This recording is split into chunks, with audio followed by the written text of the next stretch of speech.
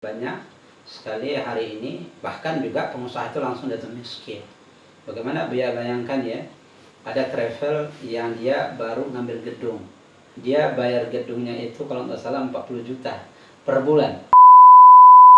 Bismillahirrahmanirrahim. Dari Keramat ke Kota bisa lewat Gunung Sari Selatan. Sebagai kalimat pembuka kita ucapkan salam. Assalamualaikum warahmatullahi wabarakatuh. C23 bertemu kita lagi dalam program Kota Lama Dalam. 2013 ada ide saya untuk diarahkan untuk berusaha sendiri. Jadilah perusahaan yang hari ini saya mencari ma'isyah. Namanya PT apa? Yang sekarang ini Zadul Ma'ad Mandiri. Zadul Ma'ad Alhamdulillah, Mandiri. iya. Jadi jarang pernah pemberangkatan pertama melalui PT Zadul Ma'ad Mandiri umrah daran 2019 ya? 2019. 19. Akhir Ramadan kalau nggak salah ya, atau mungkin awal Ramadan ketika seperti itu. Berarti PT Buya Zadul apa namanya? Zadul Ma'ad Mandiri. Zadul Mandiri itu udah punya izin resmi dari Kementerian Agama. Ada izin resmi, sudah lengkap. KBIH. Bukan PPIU. PPIU. Penyelenggara Pemberangkatan Ibadah Umrah. Izin PPIU. Izin sudah lengkap berarti ya? Sudah lengkap, alhamdulillah. Udah berapa kloter atau umrah haji gitu? Umrah aja? Umrah dan haji. Umrah dan haji. Ya, jadi kalau umrah udah banyak sekali ya, karena rata-rata pemberangkatan setiap bulan, apalagi ke sini sebelum Covid ini, bisa pemberangkatan setiap bulan? 3 sampai 4 kali satu bulan. Satu bulan. Pemberangkatan. Satu pemberangkatan berapa jemaah? Bervariasi dari minimal 25 orang, maksimal 45. Karena untuk satu grup itu 45 maksimal. Gitu. Berarti dari tahun 2013 ya? 2013 sampai sekarang. Benar, haji setiap tahun ada? Nah, haji saya pakai haji yang non kota. Non kota. Jadi Bu ya, haji itu sistemnya ada haji yang non kota. Kemudian haji itu ada terbagi 2, haji kota dan non kota. Yang kota ini ada yang reguler, KBIH yang punya, yang mengurusnya, reguler, langsung dengan depak. Kemudian ada yang plus, khusus kota, artinya haji khusus. Itu menunggu 5 tahun sampai 6 tahun. Itu kotanya tetap ditentukan oleh pemerintahan Saudi dan fasilitas bintang 5, tapi tetap melalui depak. Yang ketiga yang non kota. Non kota ini kita punya hubungan baik dengan pemerintahan Saudi. Jadi ada kota-kota khusus yang kita ambil. Seperti sekarang ada visa mujamalah, ada visa foroda, ini kita manfaatkan. Nah, saya berangkat dari 2016. Saya mulai mengelola haji dalam artian yang non kota ini dari 2016 sampai sekarang. Satu tahun dapat berapa kota? Tergantung kemampuan saya sih ya itu ya. Jadi saya tahun 2000 tergantung jemaah saya sebenarnya. Kalau kota ini tergantung jemaah yang saya siap, kemudian nanti saya ajukan ke muasasah, saya dapat jemaah segini, nanti kuotanya disiapkan oleh muasasah. Setiap tahun dapat memberangkatkan?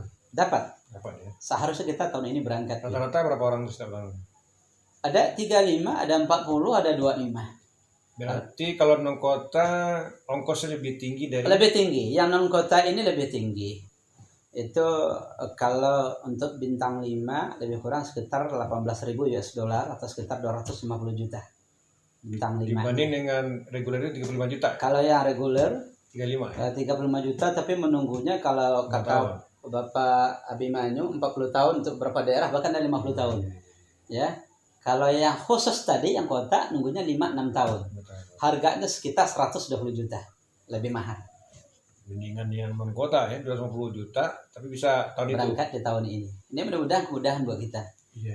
Nah, insya Allah ya tahun besok ini dengan apalagi dengan ada tertunda begini, animo masyarakat akan besar. Maka kita berdoa biar mudah-mudahan segera ini corona ini diangkat oleh Allah, sehingga kalau berbicara tentang umrah ini memang luar biasa dampaknya hari ini dirasakan oleh penyelenggara ibadah umroh ya, padahal di situ karyawannya ratusan itu Bu ya.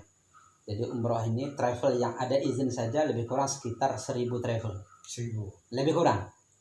Rata-rata dia memiliki karyawan 4. Udah berapa Bu ya? Iya, 4.000. Maka ini kerugian yang dialami yang paling berdampak karena krisis corona ini adalah travel umroh atau jasa traveling, jasa karyawan wisata. travel itu termasuk kalau dalam keadaan COVID itu orang-orang yang rentan miskin. Jadi dulunya dia miskin, Wah, langsung dengan rentan. ada Betul. COVID, Betul. misalnya tidak bisa berangkat umroh atau haji, Betul. sehingga dia dirumahkan atau di PHK, Betul. akan menjadi miskin. Oh iya. Ngomong ya, kalau seandainya COVID tidak terjadi, kira-kira dari bulan Maret sampai Mei Juni ini berapa orang jemaah umroh atau berapa orang persiapan haji? Kemarin off haji per tanggal 28 Februari. Umroh ya, kita umroh ya. 28 itu pemerintah Saudi secara resmi menghentikan pemberangkatan umrah paling terakhir 28 Februari. Nah, itu sekitar menjelang masuk Sya'ban. Ya, kalau program kita itu saya sendiri di Zadul Ma'ad, Travel Umrah Zadul Ma'ad itu ada sekitar 5 atau 6 grup sampai Syawal. 5 satu grup berapa orang? Ya, itu tadi 45, ada 40, Wah, ada biasa 35. Nah, nanti tergantung dari ketersediaan jemaah. Rencana haji ada? Haji 6 kota? Ya, haji saya ada hampir sekitar 20 orang. Wah. Buya berapa orang karyawannya yang di rumah? 4. Di rumah kan 4 orang? 4 orang di rumah kan. Karena berarti dia jadi rentan miskin. Rentan miskin, bahkan yang sekarang ini saya mengasih gaji 50%. Alhamdulillah. Masih saya usahakan 50%. Alhamdulillah Buya masih. Tapi tidak tahu lah bulan besok apa bisa ngasih 50% lagi, agak berat. Sebagian besar banyak nggak memberikan gaji. Bola ini masih saya kasih. Masih ya. Dan mudah-mudahan bulan depan udah mulai bergerak lagi ya. Mudah-mudahan kita berharap awal musim umrah itu bulan Muharram atau sekitar September nanti mudah-mudahan umrahnya dibuka, karena memang luar biasa ya dampaknya bagi umrah ini, para penyelenggara ibadah umrah ini dampaknya luar biasa. Berarti Buya terhenti dari akhir Februari sampai sekarang ya? Sampai sekarang. Inilah kondisi kita hari ini seperti itu Buya. Ada nggak hikmah yang Buya dapat dari Februari sampai Juni ya? Hikmah dari corona? Iya, kalau secara usaha hikmah yang kita dapatkan Buya bagi pengusaha swasta seperti saya ini, ke depan kita tidak boleh lagi usahanya satu saja. Ini pelajaran penting. Ya, bayangkan dari Februari zero income. Sementara kita gedung harus bayar. Kemudian operasional kantor tetap bayar, listrik, wifi, segala macam. Kantor Buya itu pajak di mana kantornya Buya? Di Depok. Jalan Dongkaraya, Sukatani, Depok. Dongkaraya. Betul. Nah, jadi dampaknya luar biasa hikmahnya. Jadi kalau dari sisi ekonomi, planning ekonomi bagi pengusaha, bagi wira swasta seperti saya, apalagi yang jasa seperti ini, pelajaran penting memang kita harus pandai-pandai untuk memanage keuangan juga ya, cash flow untuk beberapa bulan ke depan, yang kemudian kita harus bisa bagaimana memastikan punya ada usaha lain ya. Jadi ketika usaha ini bermasalah seperti sekarang kita hadapi, ya ada yang menopang. Nah, banyak sekali hari ini bahkan juga pengusaha itu langsung jatuh miskin. Bagaimana Buya bayangkan ya, ada travel yang dia baru ngambil gedung dengan cara bekerja sama dengan bank syariah. Saya punya teman, nggak saya sebutkan, dia bayar gedungnya itu kalau nggak salah 40 juta per bulan, karena dia beli 40 atau 50 juta per bulan, DP sekian, dia kerjasama dengan bank. Itu luar biasa. Ada lagi yang mengambil mobil ya dengan sistem kredit, itu terasa. Hanya bergantung kepada umroh. Ini satu. Yang kedua, kalau berbicara dari segi hikmah yang lain bisa kita ambil, yang pasti corona ini memberikan hikmah yang besar kepada kita. Kualitas dan kuantitas ibadah semakin bisa maksimal. Kemudian kita yang terkait dengan masalah pendidikan, kita kembali bisa membenahi, membentuk, memplanning bagaimana anak-anak kita ke depan. Memang pada akhirnya tanggung jawab anak adalah ayah, tanggung jawab anak-anak adalah orang tua. Nah, ini hikmahnya luar biasa. Jadi kalau Quran kan yang dituntut adalah orang tua, bukan guru. Ini sebenarnya tidak punya tanggung jawab dalam artian ukhrawiyahnya di hadapan Allah ya, tapi yang paling ditanggung jawab adalah orang tua. Ini hikmahnya yang saya rasakan. Jadi hampir 2 bulan di lockdown, itu kita berbaur dengan anak-anak, kita harus pandai-pandai bikin program buat anak-anak yang produktif. Nah, dengan segala kejemuan anak-anak ini harus kita baca.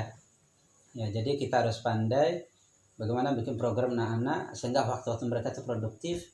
Yang pasti sholat 5 waktu berjemaah dengan anak-anak. Kalau Ramadan kemarin, anak-anak bisa kita target 5 juz per hari. Itu bacaan Qur'annya. Ya, dan kita sendiri bisa 5 juz untuk satu hari. Nah, jadi kualitas ibadahnya, kuantiti ibadahnya juga bertambah. Itu hikmahnya buat kita. Berkumpul dengan anak dan Berkumpul dengan anak-anak. keluarga ya, lebih kualitas, lebih kuantitas ya, waktu, kuantitas dan kualitas. Bunda, selama COVID, Buya ada menemukan bisnis baru, bisnis COVID yang ada hubungan COVID? Ini belum ada, Bu ya. Belum ya. Lagi kita coba planning. Ada rencana mau beladang di kampung. Jalan panjang. Jalan panjang ya. Tapi ya itulah ya. Pada akhirnya inilah hidup ya seperti ini ya. Luar biasa. Dan terakhir haji udah resmi di stop untuk Indonesia. Memang saya sendiri sudah sampaikan kepada jemaah calon jemaah, saya dengan muassasah, dengan tim handling jauh sebelum dibatalkan itu kita sebenarnya sudah melemparkan wacana kepada jemaah. Antisipasi ya. Karena kenapa sampai mungkin sekitar seminggu sebelum pengumuman resmi dari pemerintah kita sudah wacanakan ke jemaah berbagai risiko yang akan kita hadapi kalau kita memberangkatkan, ya kan? Rasa safety, rasa keselamatan dan kesehatan itu sangat berisiko, itu sudah kita sampaikan kepada jemaah. Sehingga begitu sampai berita resmi pemerintah, mereka udah sangat welcome. Kalau menurut Buya, penghentian oleh pemerintah dalam ini Kementerian Agama itu di stop oleh pemerintah Arab Saudi atau pemerintah Indonesia yang merasa rawan untuk mengirim jemaah ke Arab Saudi? Yang pasti versi pemerintah Saudi adalah rawan. Mohon maaf, yang sudah pasti alasan dari pemerintah Indonesia, di samping belum adanya keputusan resmi dari Saudi. Dan kemudian persiapan yang semakin dekat, kemudian yang saya lihat adalah dari sisi safety-nya pemerintah Indonesia. Karena sampai hari ini, bahkan sampai hari ini tanggal 7 ya, tanggal 8 sekarang ini, kita masih berkisar di atas 500. Dan ini cukup berisiko. Buya bisa bayangkan, yang saya sampaikan kepada jemaah, di dalam surat resmi kita sampaikan kepada jemaah bahwasanya kita lebih baik menunda. Buya, kalau seandainya ini diberangkatkan dengan lebih kurang 200.000 jemaah Indonesia, ini kalau kita diberangkatkan, atau diambil separuhnya saja, berarti sekitar 100.000. Dengan negara-negara lain, pada setiap tahun itu kita memberangkatkan umrah haji itu totalnya lebih kurang 3-4 juta ya. 3 juta kita ambil 1 juta aja, Bu ya. Yang berangkat berarti hanya 30% dari seluruh dunia.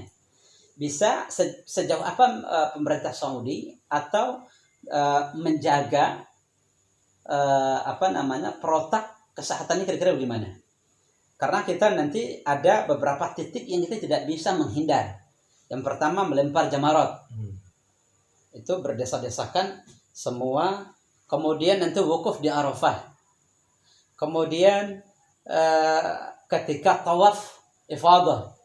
Ini kan momen-momen yang kita tidak bisa untuk menghindarkan, untuk tidak bersentuhan.